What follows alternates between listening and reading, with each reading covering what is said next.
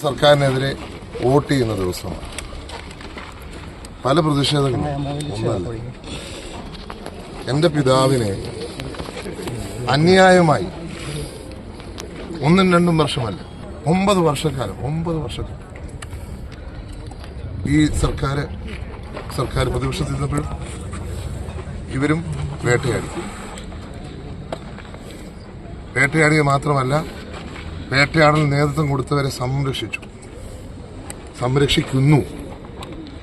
അതിനെതിരെയുള്ള പ്രതിഷേധമുണ്ട്, ഒരു സംശയം വേണ്ട. അത് വലിയ പ്രതിഷേധമാണ്. പുതുപ്പള്ളിയുടെ മനസ്സിൽ, കേരളത്തിന്റെ മനസ്സിലേറ്റ മുറിവാണത്.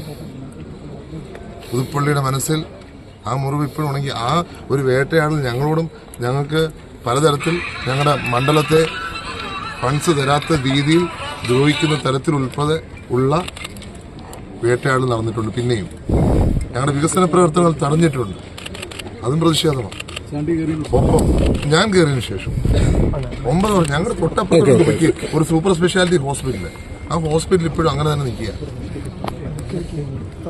ഞങ്ങളുടെ പാലങ്ങൾ അത് ഇപ്പോഴും തൂള് നിൽക്കുക. ഉമ്മൻചാണ്ടി സർക്കാർ എവിടെ നിർത്തി അവിടെ നിൽക്കുക. അപ്പം വേട്ടയാടി മാത്രമല്ല, ഈ മണ്ഡലത്തോടും കാണിച്ച അന്യായങ്ങൾ ചെറുതല്ല. ഞങ്ങളുടെ സിവിൽ സ്റ്റേഷനിൽ എന്റെ പണി തീരാത്ത ഒരു സിവിൽ സ്റ്റേഷന് എന്റെ പിതാവിന്റെ പേരിട്ടു. മനക്ക ഞങ്ങളെ ഇങ്ങനെ അവമാനിക്കണം. അദ്ദേഹത്തെ നിങ്ങൾ 9 വർഷക്കാലം പല രീതിയിൽ പീഡിപ്പിച്ചു അല്ലെങ്കിൽ വേട്ടയാടി. ഇന്ന് അത് പണി തീരാത്തൊരു സ്ഥാപനത്തിന് അത് അദ്ദേഹത്തിന്റെ പേരിടണം.